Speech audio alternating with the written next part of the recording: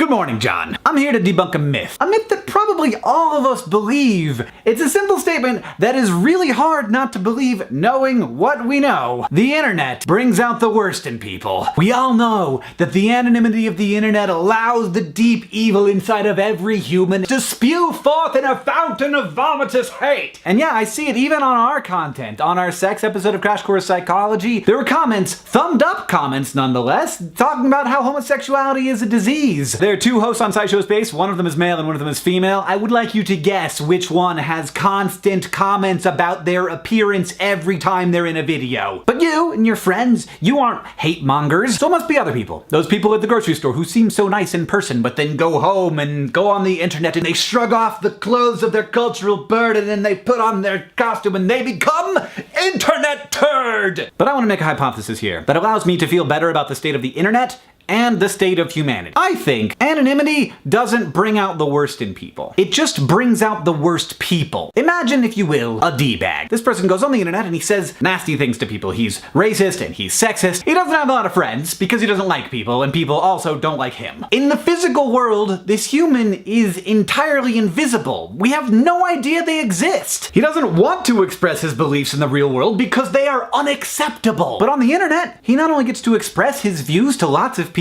those people then engage with him. It's a kind of exercising of power. He gets to get a rise out of people. It's not scary like doing it in real life would be. It's a rush. This person isn't like a sweetheart all day long and then goes home and becomes a D-bag. He's a D-bag. The reason you don't run into internet trolls in real life isn't because they're normal people with deep evil inside of them. It's because trolls don't talk to people in real life because nobody likes them. I've got no research to back this up, but it would be fairly easy research to do because I think internet trolls would be super excited about filling out surveys because it seems pretty likely to me that at least a good portion of them are narcissists. And honestly, I think understanding this and understanding those people is really important because I think the narrative of the hateful internet negatively affects the culture of the internet. People hear and believe that comments are a nasty place. They are certainly a much more nasty place than we tend to interact with in the real world. The result is that fewer and fewer normal, not trolly people interact in those spaces and they get worse and worse. While at the same time we prove over and over again that the internet can actually be a place where lots of really cool and great things happen. But if we all think that the internet is less great, it will become less great. And my even greater worry is that people will look at the comments of a YouTube video and say, look,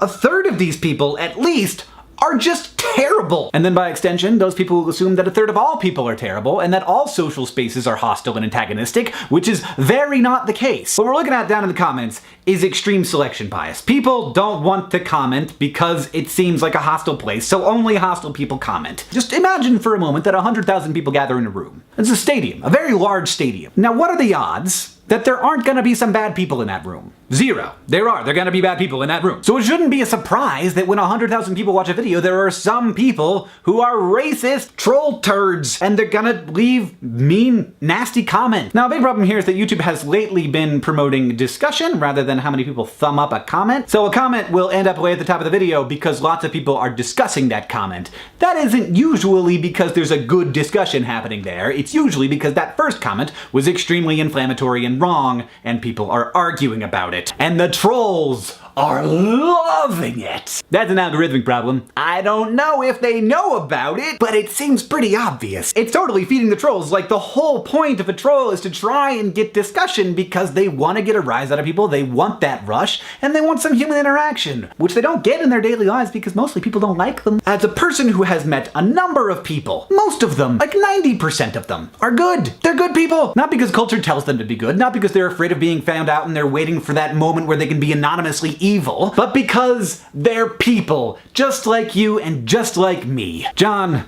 I'll see you on Tuesday. Fountain of vomitous hate. Fountain of vomitous hate. Loving it. Goodbye.